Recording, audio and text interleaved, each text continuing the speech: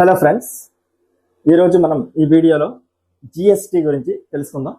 ఎందుకంటే రీసెంట్గా 2025 సెప్టెంబర్లో ఏదైతే 56th జిఎస్టీ కౌన్సిల్ మీటింగ్ ఏదైతే జరిగిందో దాంట్లో కొన్ని రీఫార్మ్స్ తీసుకురావడం జరిగింది. ఎగ్జామినేషన్ పాయింట్ ఆఫ్ వ్యూలో అసలు జిఎస్టీ అంటే ఏంటి, జిఎస్టీ యొక్క ఫ్యూచర్స్ ఏంటి, జిఎస్టీ ఏ విధంగా మన దేశంలో ఎవాల్యుయేషన్ అయ్యింది, అండ్ కాన్స్టిట్యూషనల్ ప్రొవిజన్స్ ఏంటి, దాని యొక్క బెనిఫిట్స్ ఏంటి, ఏదైతే 2025 సెప్టెంబర్లో ఏదైతే తీసుకొచ్చారో ఆ రీఫార్మ్స్ ఏంటి అన్నది కంప్లీట్ డీటెయిల్స్ ఈ వీడియోలో మనం తెలుసుకుందాం. జిఎస్టీ అంటే గూడ్స్ అండ్ సర్వీసెస్ ట్యాక్స్. ఈ జిఎస్టీ అనేది జనరల్ గా ఒక ఇండైరెక్ట్ ట్యాక్స్. జిఎస్టీ అనేది ఇండైరెక్ట్ ట్యాక్స్. ఓకే, ఏవైతే 17 స్టేట్ అండ్ సెంట్రల్ సంబంధించిన 17 ఇండైరెక్ట్ ట్యాక్సెస్ మనకి 2016 లో ఆ 17 ఇండైరెక్ట్ ట్యాక్సెస్ సబ్స్యూమ్ చేసి 17 ఇండైరెక్ట్ ట్యాక్సెస్ ని సబ్స్యూమ్ చేసి ఒక ట్యాక్స్ గా తీసుకొచ్చారు. ఆ tax GST, that is goods service tax. Okay, మనకి ఎవాల్యుయేషన్ చూసుకుంటే ఫస్ట్ ఆఫ్ ఆల్ 2003లో Kelkar task force committee on Kelkar task force on indirect taxes అనేది 2003లో ఎస్టాబ్లిష్ చేసి అతను సజెస్ట్ ఏం చేశారంటే ఈ టాస్క్ ఫోర్స్ ఏం సజెస్ట్ చేసిందంటే జిఎస్టి అనేది తీసుకురావాలి. GST on the lines of value added tax. ఏ task force? Kelkar task force. ఆ తర్వాత 2006-2007 బడ్జెట్ స్పీచ్ లో ఒక నేషనల్ లెవెల్ జిఎస్టి అనేది 1st ఏప్రిల్ 2010 కల్లా ఒక నేషనల్ లెవెల్ జిఎస్టి అనేది తీసుకొస్తామని 2006-2007 బడ్జెట్ స్పీచ్ లో చెప్పడం జరిగింది. ఆ తర్వాత 2014లో 122nd కాన్స్టిట్యూషనల్ అమెండ్మెంట్ బిల్ అనేది ఇంట్రడ్యూస్ చేశారు. ఎప్పుడు? 2014లో ఇంట్రడ్యూస్ చేస్తే ఈ బిల్ అనేది 2016లో 122nd constitutional amendment bill passed 101 first constitutional amendment act 101 constitutional amendment act. ఆ తర్వాత ఇంప్లిమెంటేషన్ 2017కి వచ్చేసరికి ఫస్ట్ జూలై 2017 నుంచి ఇంప్లిమెంట్ చేయడం జరిగింది. ఇంప్లిమెంటెడ్ ఎప్పుడు? 1st July 2017. అందుకనే మనం 1st జూలైని ప్రతి సంవత్సరం జిఎస్టీ డేగా జరుపుకుంటాం. జిఎస్టీ డే ఎప్పుడు జరుపుకుంటాం? 1st July 2017. ఎప్పుడైతే మనకి 2017లో 1st జూలై 2017 నుంచి ఎప్పుడైతే జిఎస్టీ ఇంప్లిమెంట్ అయిందో వీళ్ళందరూ మీన్స్ స్టేట్స్ మా యొక్క రెవెన్యూ మాకు తగ్గిపోతుంది అని చెప్పి జిఎస్టీ కాంపెన్సేషన్ సెస్ అని వాటి క్రియేట్ చేసి ఒక 5 years మీకు ఏదైతే 14% రెవెన్యూ, ఏదైతే 14% గ్రోత్ రాని అలా ఒక 5 years పాటు ఎంతైతే తగ్గుతుందో ఆ రెవెన్యూ మేము కంట్రిబ్యూట్ చేస్తాము, మేము కాంపెన్సేట్ చేస్తాము అని చెప్పి సెంట్రల్ గవర్నమెంట్ చెప్పడం జరిగింది. ఓకే, అర్థమైంది కదా? Indirect tax 2003లో Kelkar task force ఏం సజెస్ట్ చేసింది? వాల్యూ యాడెడ్ ట్యాక్స్ లైన్స్ లో జిఎస్టీని తీసుకురావాలని చెప్పింది. 2006-07 budget speech national level GST ఈ సమయం తీసుకొస్తామని చెప్పారు. 2014 122nd constitutional amendment bill introduce చేశారు. 2016లో బిల్ పాస్ అవ్వడం జరిగింది, 101 కాన్స్టిట్యూషనల్ అమెండ్మెంట్ యాక్ట్.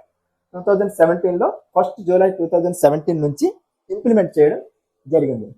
ఇక చూస్తే మనం ఫ్యూచర్స్ చూస్తే ఫ్యూచర్స్ ఆఫ్ జిఎస్టి మనకేంటంటే ఫ్యూచర్స్ ఆఫ్ జిఎస్టీలో ఫస్ట్ పాయింట్ ఈ యొక్క జిఎస్టి ట్యాక్స్ అనేది supply of goods. Okay, tax on supply of goods, supply of goods, not on manufacture, not on manufacture. And రెండో feature చూసుకుంటే జిఎస్టి అనేది consumption based tax. Okay, destination consumption based tax GST అనేది. అంటే ఎక్కడైతే consume చేశారో, ఇప్పుడు for suppose ఒక state లో ప్రొడ్యూస్ అయిన గూడ్స్ అనేది వేరే స్టేట్ లో కన్జ్యూమ్ చేశారనుకోండి, అక్కడ ఆ స్టేట్ కి రెవెన్యూ అనేది వెళ్ళడం జరుగుతుంది అనమాట. అంటే ఎక్కడైతే ప్రొడ్యూస్ చేశారో ఆ స్టేట్ కి రాదు, ఎవరైతే కన్జ్యూమ్ చేశారో అక్కడ రెవెన్యూ జనరేట్ అనేది జరుగుతుంది అనమాట. That is called consumption based tax. అది ఫ్యూచర్ లో జిఎస్టి ఫ్యూచర్ లో సెకండ్. థర్డ్ తీసుకుంటే హార్మోనైజ్డ్ ట్యాక్స్ రేట్స్, అంటే సెంట్రల్ గవర్నమెంట్ స్టేట్ గవర్నమెంట్ ఇద్దరు కన్సెన్సస్ మీద కొన్ని రేట్స్ అనేవి డిసైడ్ చేయడం జరిగింది. హార్మోనైజ్డ్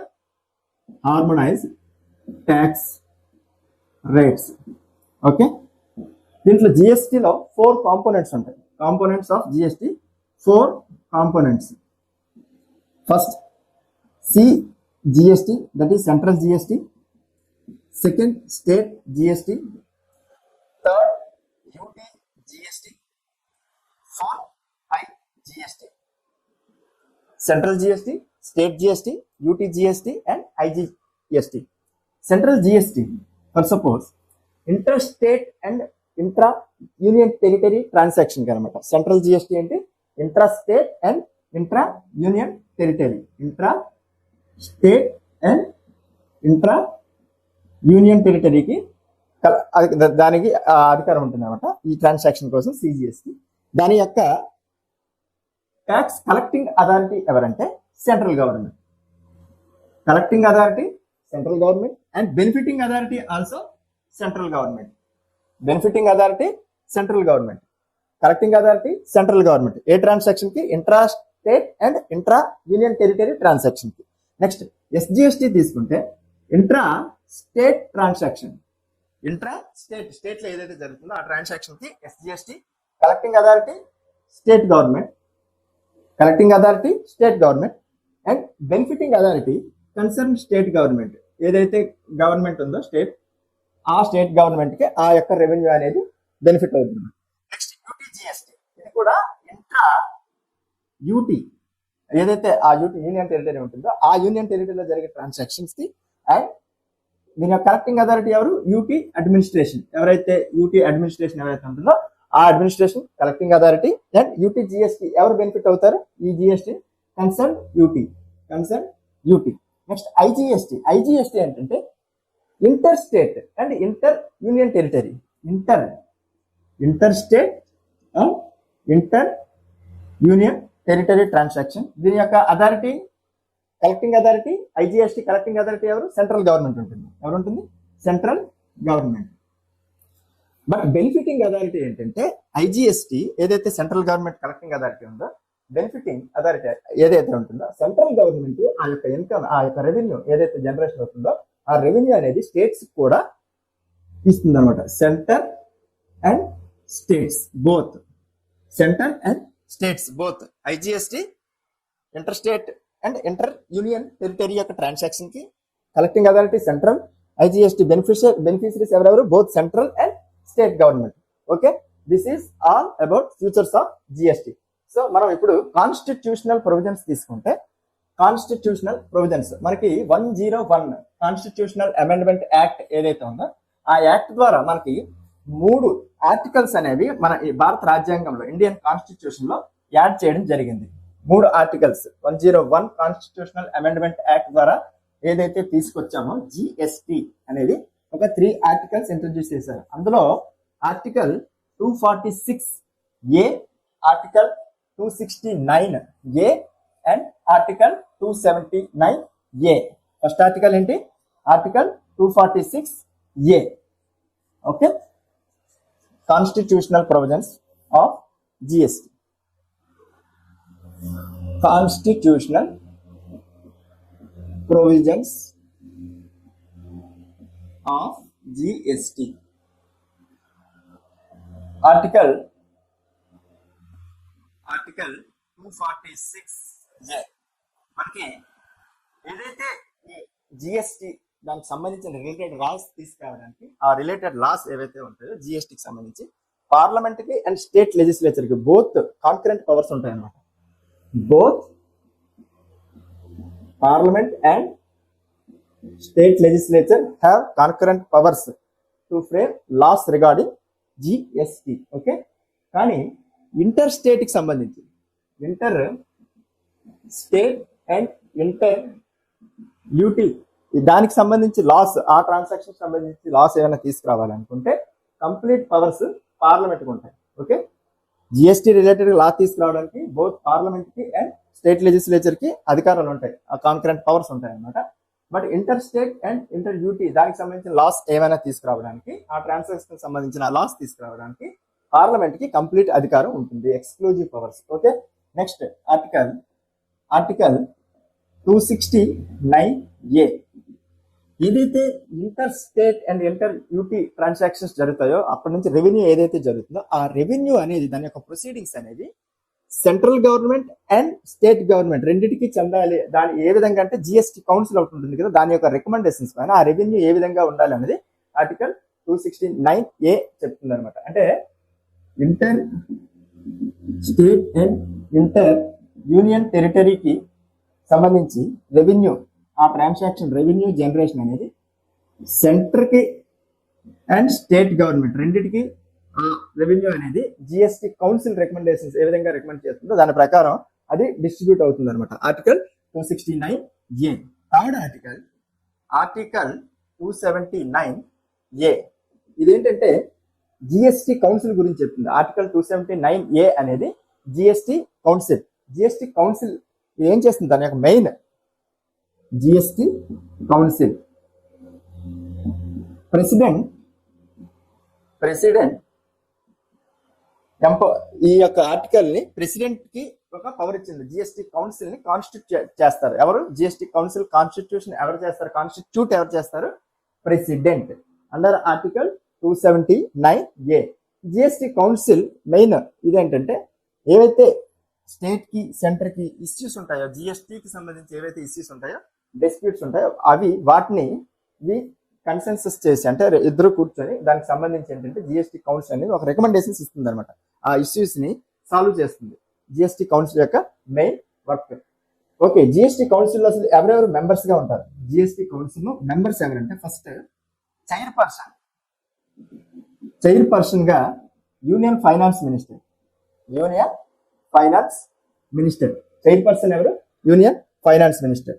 ఓకే, మెంబర్స్ ఎవరు, ఎగ్జామినేషన్ పాయింట్ ఆఫ్ వ్యూలో జిఎస్టీ కౌన్సిల్ గురించి తప్పకుండా క్వశ్చన్ అనేది అడుగుతారు. చాలా very very important. Why? Because it is a constitutional body. GST council under article 279A. Chairperson union finance minister ఉంటారు. Members state finance ministry in-charges ఉంటారు కదా, ఇన్ఛార్జెస్ ఆర్ ఏదైనా మినిస్ట్రీకి సంబంధించి స్టేట్ గవర్నమెంట్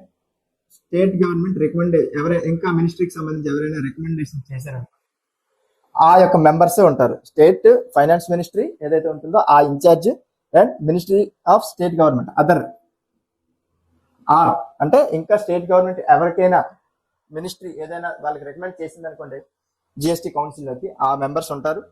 ఓకే, థర్డ్ మనకి central board of indirect taxes and customs CBIC chairperson ఉంటారు కదా, CBIC chairperson మెంబర్గా ఉంటారు. సిబిఐసి చైర్పర్సన్ మెంబర్గా ఉంటారు, బట్ నాట్ ఓటింగ్ రైట్స్.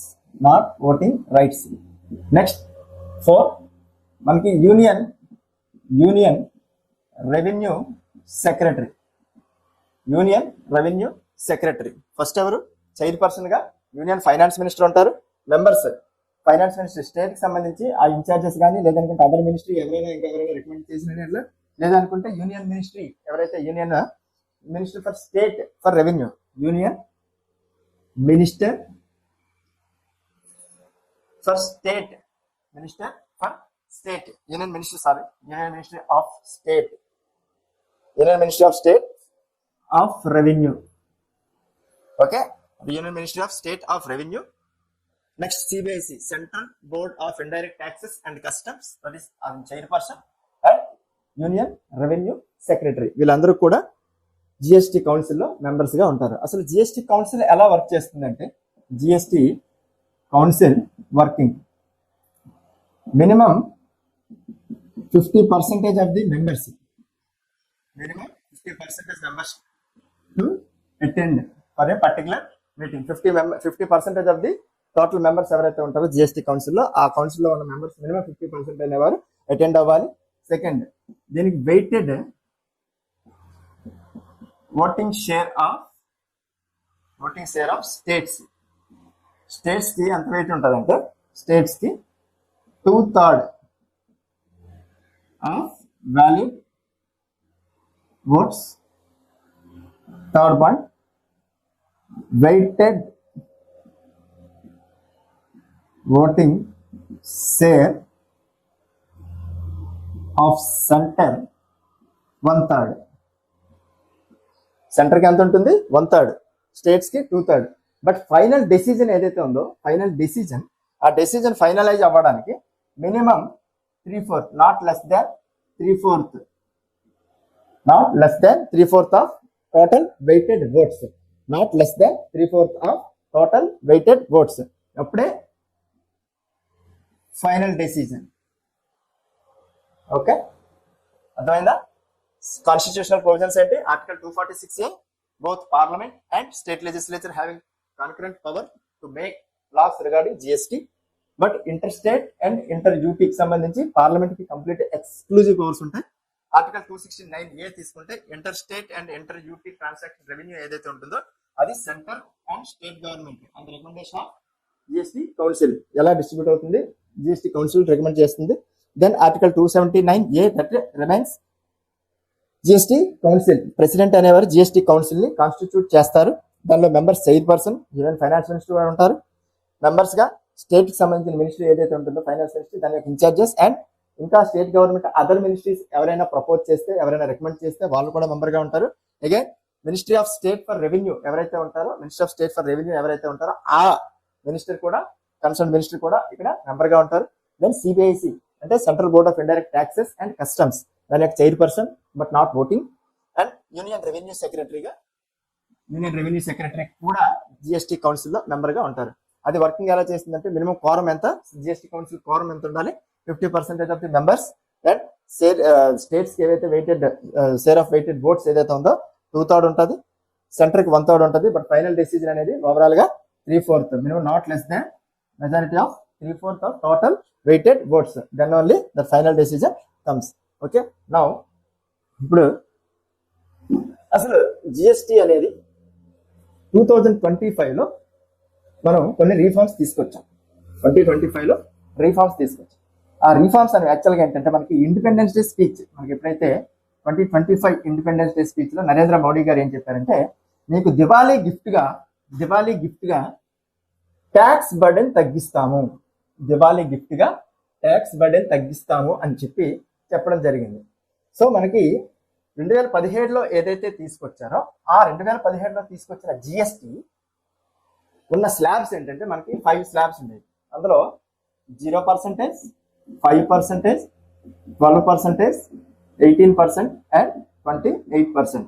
ఇవి 2017లో ఏదైతే తీసుకొచ్చామో, ఆ 2017లో తీసుకొచ్చిన జిఎస్టీ యాక్ట్ లో మనం ఈ 5 స్లాబ్లు తీసుకొచ్చాం. కానీ ఇప్పుడు మనకి ప్రైమ్ మినిస్టర్ నరేంద్ర మోడీ గారు తన ఇండిపెండెన్స్ డే స్పీచ్ లో ఏం చెప్పారు, దివాళీ గిఫ్ట్ గా ట్యాక్స్ బర్డెన్ మీకు తగ్గిస్తాము అని చెప్పడం జరిగింది. అందుకని రీసెంట్ గా జరిగిన 56th జిఎస్టీ కౌన్సిల్ మీటింగ్ లో ఈ 5 స్లాబ్స్ ఏవైతే ఉన్నాయో దాన్ని 2 స్లాబులుగా మార్చారనమాట. అది సెప్టెంబర్ 22, 2025 నుంచి దీన్ని ఇంప్లిమెంట్ చేస్తాము, అమల్లోకి తీసుకొస్తాము అని చెప్పడం జరిగింది. ఎన్ని స్లాబ్స్? 5% అండ్ 18%. ఓకే, ఈ 5%, 18% ఏ సెక్టర్ లో మారింది, అది ఎంతవరకు ప్రజలకు వెళ్తుంది? 5%, 18% ఉంది. కొన్ని సెక్టర్స్ లో 5% వచ్చింది, కొన్ని సెక్టర్ లో 18% వచ్చింది. బట్ ఫైనల్ గా అల్టిమేట్ గా ఈ 5% అండ్ 18% అనేది ప్రజలకు ఎంతవరకు చేరుతుంది అనేది మనకి మెయిన్ ఛాలెంజ్. ఓకే, దీంట్లో ఏంటంటే 2025లో తీసుకొచ్చిన రీఫార్మ్స్ 2025 జిఎస్టి రీఫార్మ్స్ మనకి 7 పిల్లర్స్ అని చెప్పారు. 7 పిల్లర్స్. అందులో first one building on the success of GST. అంటే మనకి ఆ జిఎస్టి పెట్టిన దగ్గర నుంచి ఏంటంటే ట్యాక్స్ పేయర్ యొక్క ఆ బేస్ ఏదైతే ఉందో అది ఎక్స్పాండ్ అయింది. Okay, tax payer base expanded. And మనం వన్ నేషన్ వన్ ట్యాక్స్ ఇంతకుముందు మనకి ఎన్ని స్లాబ్స్ ఉన్నాయి? 5 స్లాబ్స్ ఉంటాయి. ఇప్పుడు 2 స్లాబ్లు తీసుకొచ్చాం. ఆ విధంగా ఆల్రెడీ సక్సెస్ ఆఫ్ జిఎస్టి కింద ఇది మళ్ళీ అగైన్ ఇంకొక రీఫార్మ్ అనమాట. నెక్స్ట్ సెకండ్ తీసుకుంటే ఫెయిరర్ టాక్సేషన్ కోసం మనం జిఎస్టి ఏవైతే rationalisation of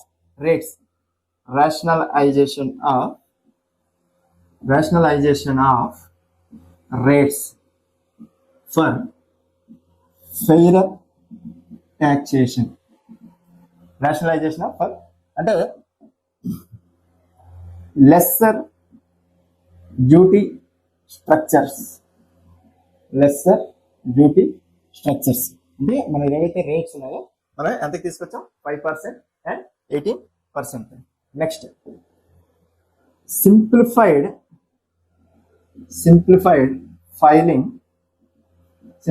filing through digitalisation.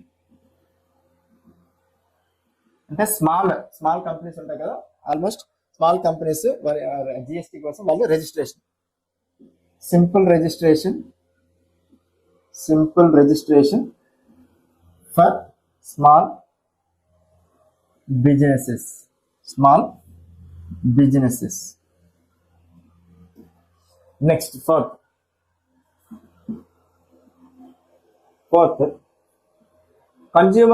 putting consumers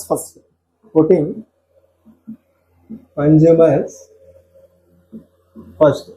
అంటే ఆల్మోస్ట్ ఎసెన్షియల్ ఐటమ్స్ ఏవైతే ఉన్నాయో అనేది 5% బ్రాకెట్ లోకి తీసుకొచ్చారు. ఎసెన్షియల్ ఐటమ్స్ ఏవైతే ఉన్నాయో 5% బ్రాకెట్ లోకి తీసుకొచ్చారు. హయ్యర్ వాల్యూ ఐటమ్స్ ఏవైతే ఉన్నాయో ఫర్ సపోజ్ కార్స్, బైక్స్ ఇవన్నీ కూడా ఏంటంటే 18% బ్రాకెట్ లోకి తీసుకొచ్చారు అనమాట. Next stronger states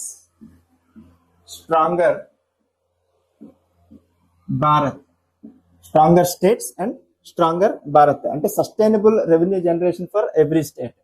sustainable revenue generation for all states. Okay, అంటే ఫిస్కల్ ఫెడరలిజం ఏదైతే ఉంటుందో మనకి జిఎస్టీ అనేది first of all both states centre రెండు కన్సెన్సెస్ కదా. సో మనకి ఫెడరలిజం అనేది ఇంక్రీజ్ అవుతుంది అనమాట. దీంట్లో stronger states and stronger Bharat ఈ కాన్సెప్ట్ ఏంటంటే ఫిస్కల్ ఫెడరలిజం ఏదైతే ఉంటుందో ఫిస్కల్ ఫెడరలిజం ఏదైతే ఉంటుందో అది ఇంక్రీజెస్. నెక్స్ట్ సిక్స్త్ ఎంఎస్ఎంఈస్ ఏవైతే ఉంటాయో దానికి సపోర్ట్ టు ఎంఎస్ఎంఈస్. అంటే ఇక్కడ మెయిన్ ఏంటంటే మనకి ఇన్వర్టెడ్ డ్యూటీ స్ట్రక్చర్ అని ఒకటి ఉంటుంది. ఏముంటుంది? Inverted duty structure.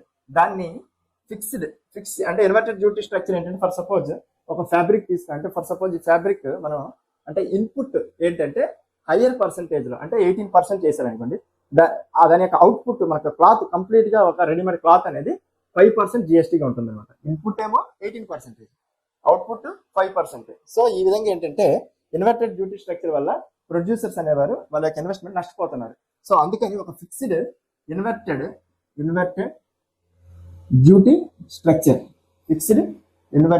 Duty structure తీసుకురావడానికి ప్రయత్నించారు. అది support to MSMEs. Okay, next last మనకేంటి ఫిక్స్డ్ ఇన్వర్ట్ డ్యూటీ స్ట్రక్చర్ అర్థమైంది కదండి. ఫిక్స్డ్ ఇన్వర్టెడ్ డ్యూటీ స్ట్రక్చర్ అంటే ఇన్పుట్కేమో ఎక్కువ జిఎస్టీ, అవుట్పుట్కేమో తక్కువ జిఎస్టీ ఉండేది. కానీ అలా కాకుండా రెండు మెర్జ్ చేసి ఒక ఫిక్స్డ్ గా ఒకటి తీసుకురావాలని చెప్పి చెప్పారనమాట. అది దాన్నే సపోర్ట్ టు ఎంఎస్ఎంఈస్.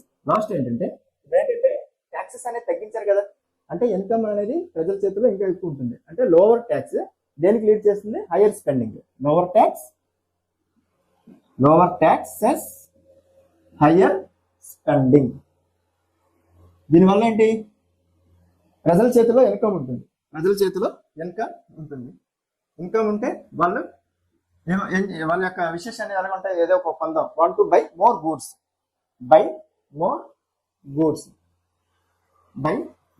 గూడ్స్. కానీ ఫర్ సపోజ్ ఆ గూడ్స్ మనకి అవైలబుల్ గా లేకపోతే ఏమవుతుంది అంటే దట్ మీన్స్ డిమాండ్ అవుతుంది.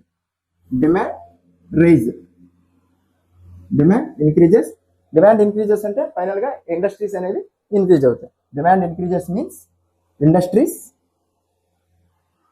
ఇంక్రీజెస్. దానివల్ల ఎంప్లాయ్మెంట్ పెరుగుతుంది, అగైన్ ఇన్కమ్ వస్తుంది, మళ్ళీ ఎంప్లాయ్మెంట్ పెరగడం వల్ల మళ్ళీ వాళ్ళు కొనవాలనుకుంటారు, again this is virtuous cycle. ఈ విధంగా ఏంటంటే ఎకనామిక్ డెవలప్మెంట్ అనేది ఇంకా ఎక్కువ జరుగుతుంది అనమాట. 7 pillars ఆఫ్ జిఎస్టీ 2025 రిఫార్మ్స్ లో 7 pillars అంటే first building on the success of GST అంటే ట్యాక్స్ పేర్ బేస్ ఇంక్రీజ్ అయింది. వన్ నేషన్ వన్ ట్యాక్స్ అనేది ఇంకా ఇంప్రూవ్మెంట్ అయింది. Next rationalisation of rates for fair transaction, that is fair tax, lesser duty structures అంటే 5% and 2% 18%. Next simplified filing through digitalisation, compliance through digitalisation. Compliance కూడా మనం digital గా e invoice ద్వారా మనం complaint కూడా ఇవ్వచ్చు. That is simple registration for small business ఏవైతే ఉంటాయో వాళ్ళకి రిజిస్ట్రేషన్ అనేది సింపుల్ గా ఉంటుంది. Next putting consumers first, essential items ఏవైతే ఉన్నాయో ఆల్మోస్ట్ 5% తీసుకోవడం జరిగింది. అండ్ హయ్యర్ వాల్యూ ఐటమ్స్ అనేది 18% తీసుకొచ్చారు. Then stronger states and stronger Bharat అంటే ఫిస్కల్ ఫెడరలిజం ఏదైతే ఉందో దాన్ని ఇంక్రీజ్ చేయడం జరుగుతుంది. Next support to MSMEs, fixed inverted duty structure ద్వారా ఎంఎస్ఎంఈకి సపోర్ట్ చేయడం జరుగుతుంది. Next lower taxes and higher, that means higher spending అంటే మనకి డిమాండ్ పెరిగి ఇండస్ట్రీస్ పెరిగి అగైన్ ఇన్కమ్ పెరుగుతుంది. అంటే ఇది ఒక వర్చువస్ సైకిల్ ఎకనామిక్ డెవలప్మెంట్. అయితే మనకి ఎడ్యుకేషనల్ సెక్టర్ విషయానికి వస్తే ఈ జిఎస్టీ రిఫార్మ్స్ ఏవైతే తీసుకొచ్చారో 2025 ఎడ్యుకేషన్ సెక్టర్ విషయంలో తీసుకుంటే కొన్ని షార్ప్నర్స్, ఎరేజర్స్, క్రేయాన్స్ ఇలాంటి విషయంలో ఏంటంటే ఆల్మోస్ట్ 0% ఉంది. దెన్ మెడికల్ సెక్టర్కి వచ్చేసరికి లైఫ్ సేవింగ్ డ్రగ్స్ ఏవైతే ఉంటాయో దాని మీద 0% ఉంది. అలాగే health insurance, individual health insurance, ఈ సీనియర్ సిటిజన్స్ పాలసీకి సంబంధించి ఏమైనా ఉంటాయో ఆల్మోస్ట్ ఎగ్జామ్షన్ చేశారు. అంటే మనకి ఏదైతే 2047 కి ఇన్సూరెన్స్ ఫర్ ఆల్ అని చెప్పి ఏదైతే మిషన్ ఉందో దాన్ని సపోర్ట్ చేయడానికి. నెక్స్ట్ అగ్రికల్చరల్ సెక్టర్ తీసుకునేసరికి ఆల్మోస్ట్ మనకి అగ్రి ఎక్విప్మెంట్ ఏవైతే ఉంటాయో ట్రాక్టర్స్, డ్రిప్ ఇరిగేషన్ సంబంధించి ఏవైతే మెటీరియల్స్ ఉంటాయో ఈ స్ప్రింక్లర్స్ వీటన్నిటి మీద 5% తీసుకురావడం జరిగింది. ఈ విధంగా ప్రతి సెక్టార్ లో ఆల్మోస్ట్ ఏదైతే మన సామాన్య ప్రజలకి ఉపయోగకరంగానే ఉన్నాయి. బట్ ఈ సామాన్య ప్రజలకి ఈ యొక్క ట్యాక్స్ ఏవైతే తగ్గించారో ఆ తగ్గించిన ట్యాక్స్ రేట్స్ అనేవి సామాన్య ప్రజలకి ఎంతవరకు చేరుకుంటాయి అన్నదే మనకి ఇప్పుడు మెయిన్ ఛాలెంజ్. ఓకే, ఈ వీడియోలో మనం జిఎస్టీ గురించి, జిఎస్టీ అనేది ఏ టైప్ ఆఫ్ ట్యాక్స్, ఫ్యూచర్స్ ఏంటి, కాన్స్టిట్యూషనల్ ప్రొవిజన్స్ ఏంటి, అదేవిధంగా ఎన్ని కాంపోనెంట్స్ ఉన్నాయి, ఆ అథారిటీ ఎవరెవరికి ఉంటుంది, అలాగే 2025 లో తీసుకొచ్చిన రిఫార్మ్స్ ఏంటి, 2025 రిఫార్మ్స్ లో తీసుకొచ్చిన 7 pillars ఏవైతే ఉన్నాయో ఆ పిల్లర్స్ ఏంటి, ఈ వీడియోలో అన్ని డిస్కస్ చేయడం జరిగింది. Thank you very much. Please like, share and subscribe. ఈ వీడియో నచ్చినట్లయితే ప్రతి ఒక్కరు